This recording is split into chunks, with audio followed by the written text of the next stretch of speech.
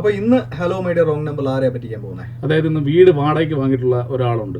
അപ്പോൾ അവിടെ ഒരു വാസ്തുവൊക്കെ ആയിട്ട് ബന്ധപ്പെട്ട് ഭയങ്കര വിശ്വാസമുള്ള ആളാണ്. അപ്പൊ നമുക്ക് ഒരു ജോൾസിനായിട്ട് ബന്ധപ്പെട്ട എന്തെങ്കിലും സംഭവം കൊണ്ടുപോയി. ജോൾസി മാത്രം പോരാ, ജോൾസിന്റെ ശിങ്കിടിയും കൂടെ വേണം, എന്നാലേ ഇതും കൂടെ കൊഴുക്കുള്ളൂ. ജോൾസിനായിട്ട് ഞാനായിരിക്കും. തട്ടിപ്പ് പരിപാടി എപ്പോഴും താങ്കൾക്കാണല്ലോ. പക്ഷെ തുടങ്ങാം.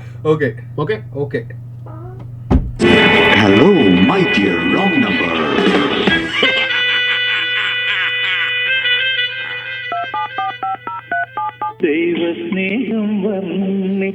ഹലോ, കിരൺ മാഡം ആണോ? എന്റെ പേര് രതീഷ്. വീട് എല്ലാം ശരിയായോ? ഞങ്ങളിപ്പോ ഒരെണ്ണം നോക്കി അഡ്വാൻസ് കൊടുത്തു വെച്ചേക്കുവാ. ഞാനൊരു കാര്യം ചെയ്യാം മാഡം, ഞങ്ങൾ ഒരു വീട് വാസ്തു പറയുന്ന ഒരാളുണ്ട്, ഞാനൊന്ന് കൊടുക്കാം. മാഡം വാങ്ങിയ വീടിന് എന്തെങ്കിലും ഒരു സംഭവം ഉണ്ടോന്നൊന്ന് ചോദിക്കും. അത് ഞാൻ ചോദിച്ചു, നോക്കിച്ചിട്ട് അടുത്ത്. സ്ഥിരം വിളിക്കുന്ന ആളാ ഈ ജോൽസിനെ. വാസ്തു പറഞ്ഞ് വേറെ വല്ലതും പറഞ്ഞു കഴിഞ്ഞാൽ ടെൻഷൻ ആവും. വേണ്ട കേട്ടോ. കുഴപ്പങ്ങൾ പറയാനല്ല, നമ്മൾ എന്താ അവിടെ ചെയ്യേണ്ടതെന്നുള്ള കാര്യങ്ങൾ പറയാനാ. വേണ്ട പ്ലീസ്, വേണ്ട, എനിക്ക് പേടി. വേണ്ട, ഒന്നും തോന്നല. എനിക്കാണെങ്കിൽ ഇത് ഭയങ്കര ഇഷ്ടമാണ്. പക്ഷെ എനിക്ക് ഹലോ, എന്റെ പേര് സദാശിവൻ എന്നാണ്. എന്റെ പൊന്നുമക്കളെ, നിങ്ങളുടെയൊക്കെ ആഗ്രഹപ്രകാരം ഈ നാട്ടിൽ നമ്മുടെ ആശ്രമത്തിന്റെ പ്രവർത്തനം ആരംഭിച്ചിരിക്കുകയാണ്. കുഴപ്പമില്ല, പേടിക്കണ്ട. കത്ത് വിളിക്കട്ടോ. അപ്പോ എത്ര സെന്റ് സ്ഥലമാണ്? അത് 4 സെന്റാണെന്ന് തോന്നുന്നു. 4 സെന്റിൽ നിറയെ വീടുണ്ടോ? നിറയെ വീട്, കുറച്ച് ചെറിയ മുറ്റമുണ്ട്. അപ്പോ എത്ര മുറികളാണ് ഉള്ളത് വീട്ടിൽ? 3 ബെഡ്റൂം. 3 ബെഡ്റൂം. കത്ത് വിളിക്കട്ടോ. അപ്പോ നിങ്ങൾക്ക് ഇത് ബൈബിളൊക്കെ വെക്കാനായിട്ട് കൃത്യമായിട്ടുള്ള സ്ഥലമൊക്കെ ഉണ്ടോ? അതെങ്ങനെ പറഞ്ഞു ബൈബിള് വെക്കാനുള്ളതാണെന്ന്? അല്ല, നമ്മുടെ സദാശിവൻ മേശിരി പഴയ ജോലിയായി. സദാശിവൻ ജോലിസും കറക്റ്റേ പറയുള്ളൂ. ബൈബിള് വെക്കാനും സ്ഥലമുണ്ട്. മാനസികമായിട്ട് ഒരുപാട് കാര്യങ്ങൾ കുട്ടി ഇങ്ങനെ മനസ്സിലിട്ട് ഇങ്ങനെ വിപ്രീകരിച്ചു കൊണ്ടിരിക്കുക. ഇനി തത്തെ വിളിക്കാം അല്ലേ? അപ്പൊ അതുകൊണ്ടാണ് നിങ്ങൾക്ക് ആ ഒരു ദൈവത്തോടുള്ള ഒരു ഭക്തി കുറഞ്ഞത്. കുഴപ്പമില്ല, പുതിയൊരു ഭവനം നിങ്ങളുടെ എത്തിയിരിക്കുന്നു. ഇനി കയറിക്കൊണ്ടേയിരിക്കും കാര്യങ്ങൾ. ഒരു കാര്യം ചോദിച്ചോട്ടെ, ഈ വീട് വാങ്ങാനുള്ള പണം എങ്ങനെയാണ് സമ്പാദിച്ചത്? ലോണാണോ, ചിട്ടിയാണോ, സ്വന്തമായിട്ട് കാശുണ്ടായിരുന്നു? അയ്യോ, ഞങ്ങള് വിലക്ക് വാങ്ങിയതല്ല, വാടകയ്ക്ക് എടുത്തതാണ്.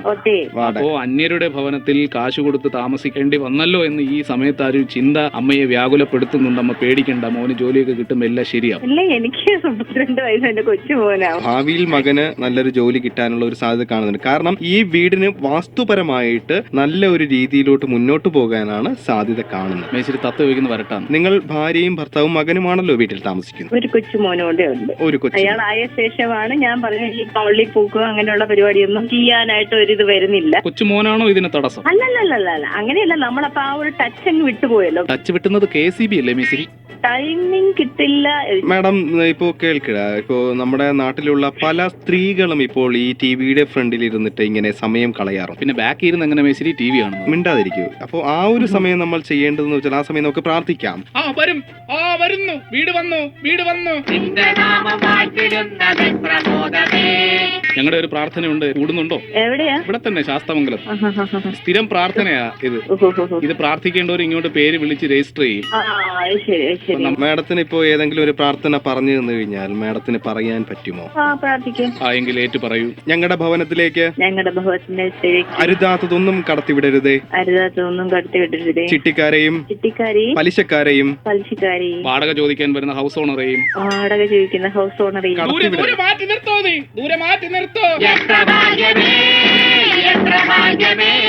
ഹലോ കിരണേ, ഇത് റെഡ് FM-ന്റെ ഹലോ മൈഡിയ റോങ് നമ്പർ ഇന്ന് ഷിഫിനും രാജേഷും. കിരൺ, എന്ത് പറ്റി? ശരിക്കും റേഡിയോ ആണോ? ഞാൻ അതുപോലെയൊക്കെ പറഞ്ഞു. ഞാൻ ഡെയിലി കേൾക്കുന്നതാണ്. പിന്നെ നീനയാണ് ഇങ്ങനെ ഒരു പണി തരാൻ പറഞ്ഞത് കേട്ടോ. എന്റെ ചേച്ചി. അതെ, സ്വന്തം ചേച്ചി. എനിക്ക് അയ്യോ വേണ്ട പ്ലീസ്. അയ്യോ ഇല്ല, തത്തെ വിളിക്കട്ടോ. എന്റെ ദൈവമേ. Hello, my dear wrong number.